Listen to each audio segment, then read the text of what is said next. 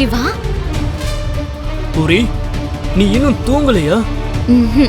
உனக்காக தான் எதிர்பார்த்து வெயிட் பண்ணிட்டு இருக்கேன். எனக்காக இவ்வளவு நேரம் எதுக்கு எதிர்பார்த்து வெயிட் பண்ணும் பூரி? போய் தூங்கலாம்ல. அது எப்படி தூங்க முடியும் சிவா? நீ ஏதோ சர்ப்ரைஸ் gift வாங்கிட்டு வரேன்னு அண்ணி சொன்னாங்க. அப்புறம் எப்படி எனக்கு தூக்கம் வரும்னு சொல்லு. எங்க என்னோட சர்ப்ரைஸ் gift? சர்ப்ரைஸ் கிஃப்டா? ஆ, ஏதோ விஷயத்த அக்கா இப்படி சொல்லி சமாளிச்சிருக்காங்க போல. என்ன விஷயமா இருந்தா என்ன, அக்கா எப்படியும் என் காதல் விஷயத்துல ஹெல்ப் பண்ணவே இல்லை. குறைஞ்சபட்சம் பூரிக்காவது உண்மையை சொல்லிட்டா இவ்வளவு விஷயத்த புரிஞ்சுக்க வாய்ப்பு இருக்கு. இதான் சரியான நேரம். சிவா, என்ன சிவா gift எங்கன்னு கேட்டா இவ்ளோ நேரம் யோசிச்சுக்கிட்டு இருக்க? என் அக்கா சொன்ன மாதிரி எதுவும் சர்ப்ரைஸ் கிஃப்ட் எல்லாம் வாங்கிட்டு வரல பூரி. ஒரு ஷாக்கிங் உண்மை சொல்லணும். ஷாக்கிங் உண்மை சொல்றியா? இத கேட்டா நீ கண்டிப்பா ஷாக் ஆயிடுவ. ஆனா நான் இப்ப இத சொல்லலன்னா கல்யாணத்துக்கு அப்புறம் வாழ்க்கை முழுக்க நம்ம ரெண்டு பேரும் சேர்ந்து வருத்தப்படுற மாதிரி இருக்கும்.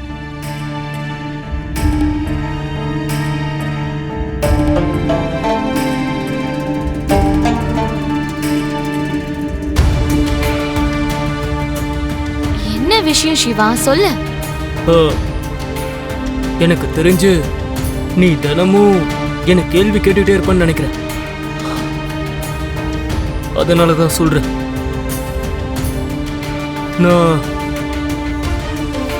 நான் உன்னை காதலிக்கவே இல்லை பூரி.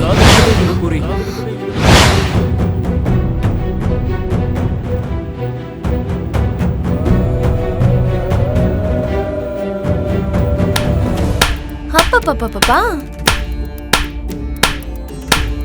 அடேண்டடடடா, என்னமா சர்ப்ரைஸ் கிஃப்ட் கொடுத்துருக்கடா?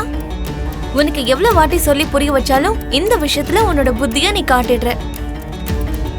என்ன பூர்ணி, இவன் உண்மையிலேயே உன்னை காதலிக்கலையோ என்னமோன்னு நீ ஷாக் ஆயிட்டியா?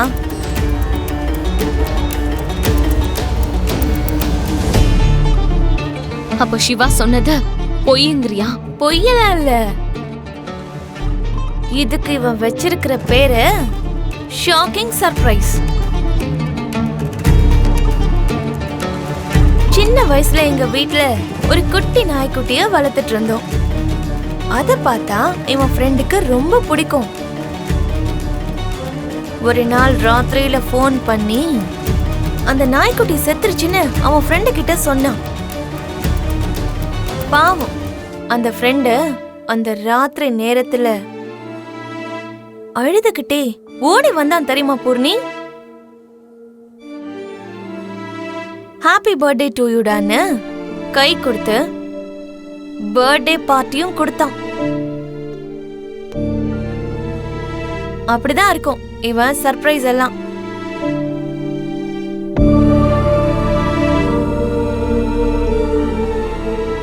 அண்ணி, நீ சரியான நேரத்துல வந்து என்ன காப்பாத்திட்ட.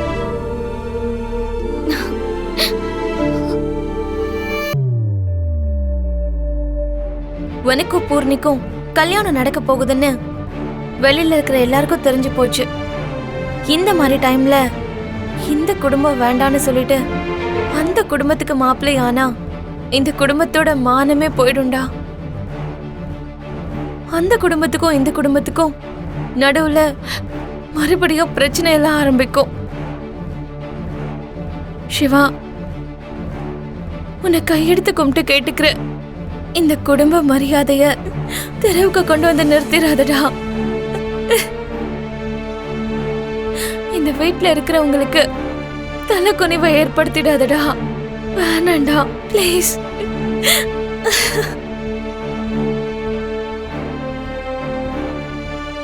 அப்படி இல்லக்கா. என்ன அப்படி இல்ல? என்னடா சொல்ல வர? பூர்ணிக்கும் உனக்கும் கல்யாணம் நடக்கிற வரைக்கும் பிந்துவுக்கும் உனக்கும் இருக்கிற காதலை யார்கிட்டயும் சொல்ல மாட்டேன்னு என் தலை மேல சத்தியம் பண்ண.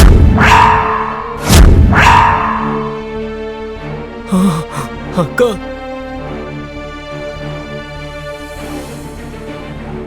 நம்ம ரெண்டு பேருக்கும் அப்பா அம்மா இல்ல. நீ உன்னோட காதலை பத்தி யார்கிட்டயாவது சொன்னேன்னா இந்த அக்காவும் செத்து போன மாதிரி தான். அத ஞாபகம் வச்சுக்கோ.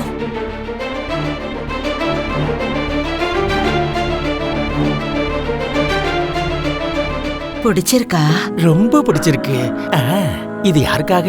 உனக்காக தாண்டா பைத்தியம். எனக்குள்ள இருக்கிற காதல் உன் கண்ணுக்கு தெரியலையா சந்து? அது கொஞ்சம் கேக்குற மாதிரி சொல்லு மரு. காதல் கதைக்கெல்லாம் மௌனத்தை விட சிறந்த மொழியெல்லாம் இல்ல சந்து. அசைகிற இந்த உதடுகளை பார்த்தே விஷயத்தை புரிஞ்சுக்கணும்.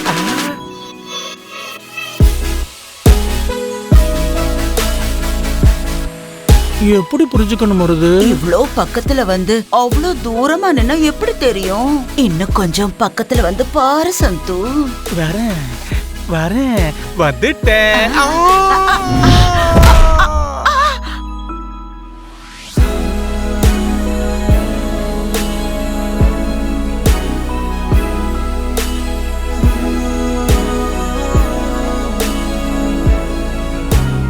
மாமா எந்திரிங்க.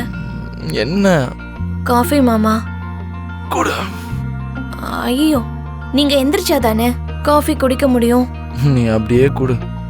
நான் எப்படி குடிப்பேன்னு உனக்கே தெரியும். சரி, இந்தாங்க. ஐயோ மாமா, மாமா இது என் கை மாமா. மாமா தெரியும். ஏய் தைதக்கா, இன்னொரு கையில உன் கையில இருக்கிற கப்பை எடுத்து பக்கத்துல வை. எதுக்கு மாமா?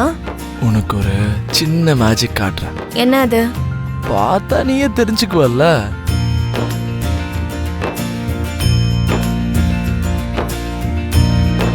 சொல்லு மாமா, என்ன அது? மாமா மாமா மாமா விடுங்க மாமா. மாமா ஐயோ விடுங்க. ஷோ மாமா, மேஜிக்னா வேற ஏதோன்னு நினைச்சேன்.